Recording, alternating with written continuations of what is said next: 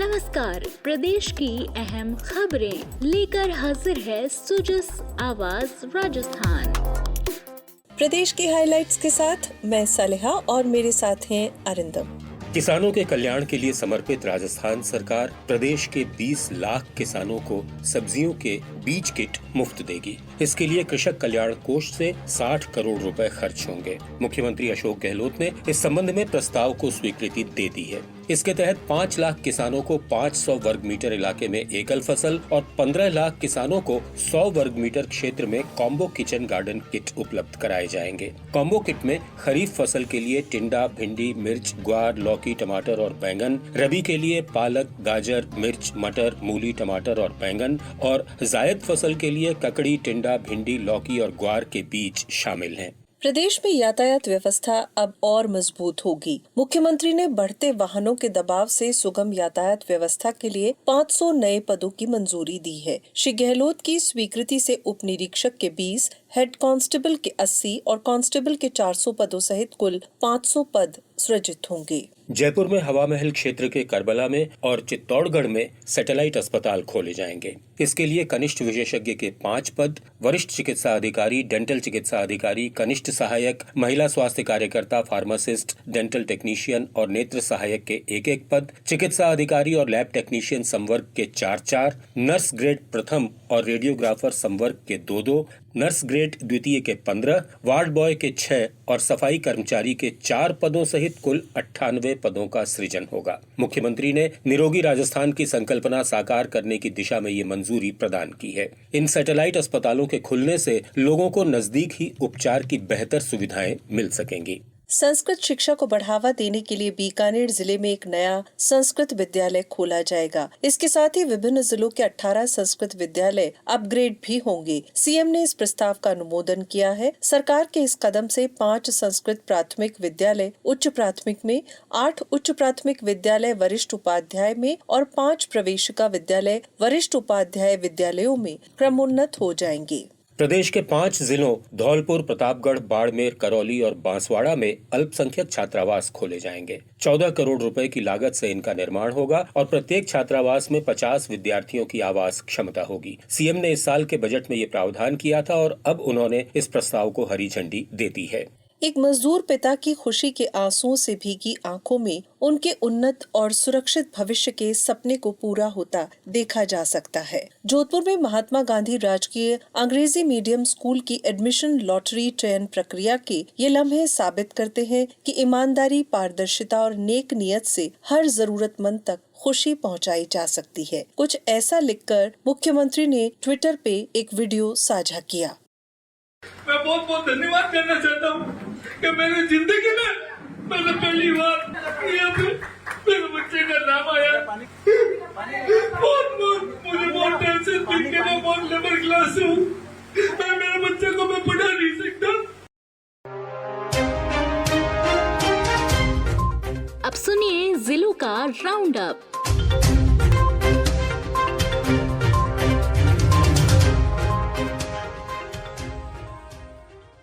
उपराष्ट्रपति जगदीप धनखड़ ने आज पुष्कर में जगत पिता ब्रह्मा मंदिर के दर्शन कर पूजा अर्चना की। इसके बाद श्री धनखड़ नागौर जिले के खरनाल पहुंचे, जहां उन्होंने लोक देवता वीर तेजाजी के मंदिर में दर्शन किए और तेजाजी के निर्माणाधीन मंदिर का भी अवलोकन किया।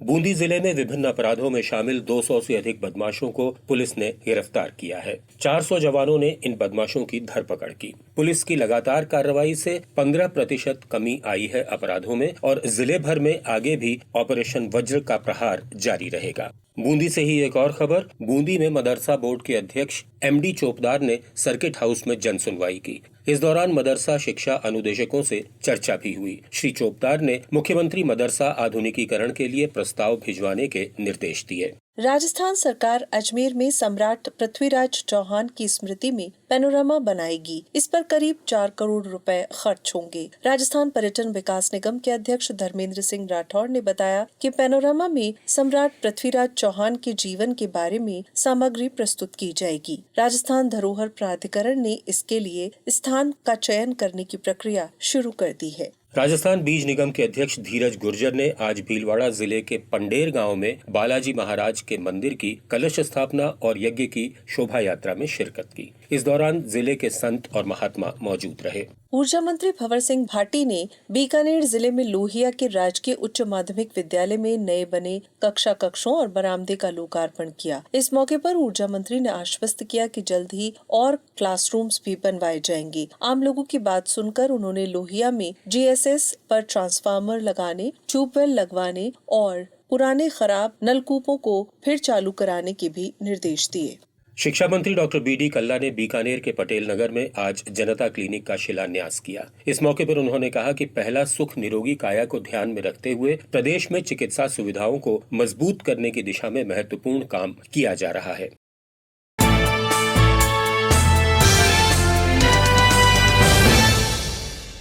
प्रदेश भर में चल रहे महंगाई राहत कैंपों के प्रति जनता का रुझान बढ़ता जा रहा है। गारंटी कार्ड धारकों की संख्या 4 करोड़ के पार हो चुकी है। मुख्यमंत्री खुद लगातार इन कैंपों का निरीक्षण कर जायजा ले रहे हैं। उन्होंने जोधपुर के बिलाड़ा के हरियाढाणा गांव में राहत शिविर का अवलोकन किया। सीएम ने 9 दिव्यांगों को स्कूटी की चाबी भी सौंपी। लाभार्थियों से बातचीत में मुख्यमंत्री ने फिर दोहराया कि मैं थांसू दूर नहीं, जीवन के अंतिम सांस तक जनता को समर्पित रहूंगा।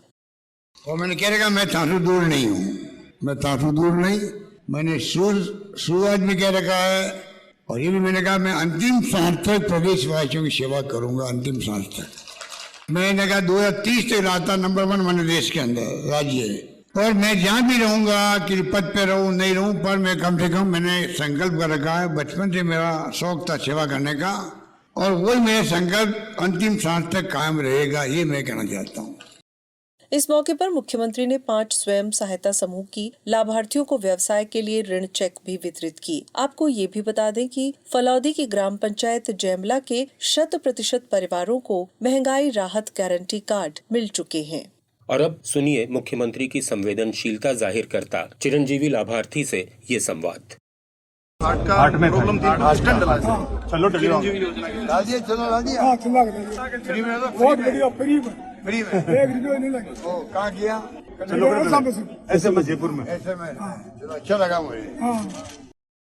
और अब बात टोंक के 1.5 साल के तनिष्क की, जिसके दिल में छेद था। 4 बड़े अस्पताल ऑपरेशन के लिए मना कर चुके थे। जयपुर के SMS अस्पताल के CT सर्जरी विभाग के डॉक्टरों ने इस चुनौती को स्वीकार किया। बच्चे का ऑपरेशन और इलाज चिरंजीवी योजना में निःशुल्क हुआ। उसे अब छुट्टी मिल गई है और उसकी अटखेलियां घर में गूंजने लगी हैं। साथ ही आपको ये भी बता दें कि जयपुर के Mahatma Gandhi university of medical sciences and technology ने चिरंजीवी योजना के जरिए थैलेसीमिया ग्रस्त बच्चों के इलाज के लिए राज्य सरकार का आभार जताया है। गौरतलब है कि थैलेसीमिया के इलाज में सालाना 2.25 लाख रुपए खर्च होते हैं। ऐसे मरीजों को मुख्यमंत्री चिरंजीवी स्वास्थ्य बीमा योजना से काफी राहत मिली है।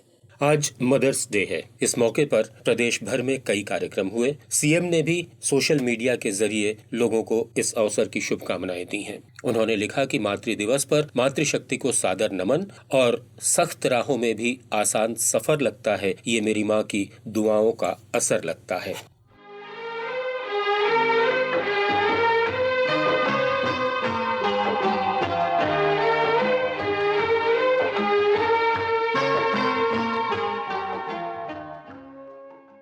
राजस्थान तो है ही किलों, मेलों और उत्सवों की धरा। यहाँ के माउंट आबू में ग्रीष्म महोत्सव का आयोजन किया गया है। 12 मई से शुरू हुए इस फेस्ट का समापन आज होगा। इस उत्सव में लोक कलाकारों की प्रस्तुतियाँ, रोमांचक गतिविधियाँ, पर्वतारोहण और नक्की झील में बोटिंग सैलानियों के लिए आकर्षण का केंद्र रही। बड़ी संख्या में देशी विदेशी पर्यटकों ने इस फेस्ट का लुत्फ उठाया।